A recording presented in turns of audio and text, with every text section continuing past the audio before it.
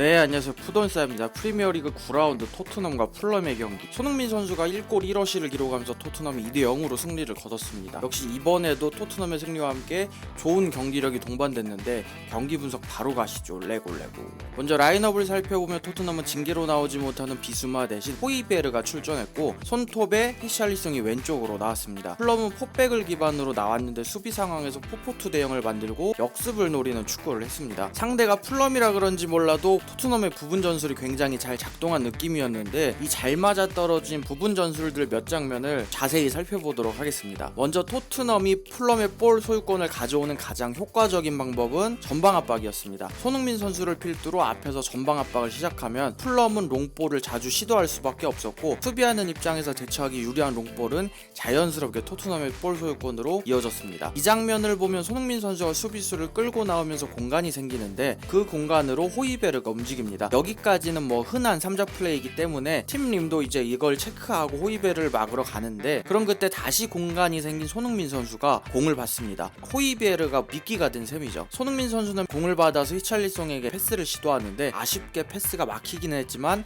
수비 입장에서 따라가기 바쁜 이제 토트넘의 공격 전개였습니다. 이 장면도 비슷한데 손흥민 선수가 이번에도 수비를 달고 살짝 내려옵니다. 그러면서 또 공간이 생겼죠. 그럼 그 공간으로 이번에는 쿨루셉스키가 움직이고 쿨루셉스키가 있던 공간으로 포로가 움직입니다. 그럼 상대 풀백 로빈슨 입장에서는 순간적으로 2대1이 되면서 난감해지는 거죠. 이 장면은 토트넘의 역습 장면인데 쿨루셉스키가 박스 안으로 들어오자 손흥민 선수가 빈 공간으로 움직입니다. 풀럼 수비수들 입장에서는 손흥민의 움직임을 보고 안 따라갈 수가 없는 상황이죠. 손흥민 선수에게 시선이 쏠린 사이에 뒤에서 조용히 들어오던 히샬리송에게 공간이 생기고 히샬리송은 이 완벽한 찬스를 맞이하는데 아쉽게 득점에는 실패합니다. 이런 건 넣어줘야죠.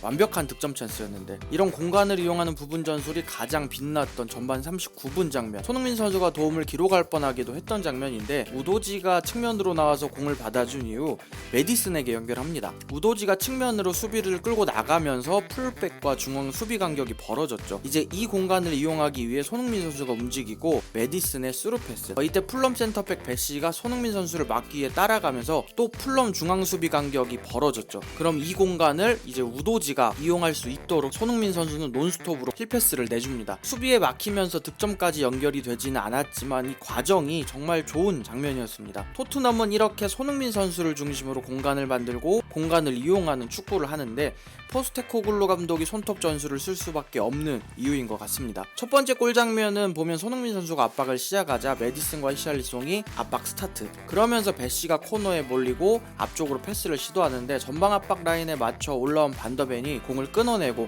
히샬리송이 지체하지 않고 손흥민 선수에게 연결. 이때 손흥민 선수를 막으려고 팀님이 저기서 달려오는데 이미 가속도가 붙은 상태라서 역방향에 걸렸죠. 역방향에 걸린 순간 손흥민 선수의 드리블은 성공할 수밖에 없는 상황. 골대 정면에서 손흥민 선수에게 이런 찬스가 걸린다? 여지없죠. 깔끔하게 마무리. 두 번째 골 장면 또한 거의 비슷하게 전방 압박 시스템이 작동했는데 이번에도 손흥민 선수가 골키퍼 쪽으로 전방 압박을 시작하자 똑같이 메디슨과 히샬리송이 전방 압박을 시작합니다. 이번에도 똑같이 베시가 볼 처리를 하는데 이번에는 호이베르가 커트. 사실 이건 좀 베시가 무책임한 장면이었어요. 맨투맨이 타이트하게 붙어있는 상황에서 그냥 압박에 몰리니까 어떻게든 되겠지 약간 이런 식이었는데 어쨌든 두 골 모두 원흉이 됐습니다. 풀럼 입장에서 보면 베시가 경기를 좀 터트린 셈이죠. 이후 손흥민 선수가 이 공을 받았는데 수비수 입장에서는 가불기에 걸려버렸어요. 메디슨한테 붙자니 손흥민한테 골을 먹힐 것 같고 손흥민을 막자니 메디슨한테 먹힐 것 같고 어쨌든 결론은 실점. 앞에 수비수가 속도를 줄이면서 자리를 잡자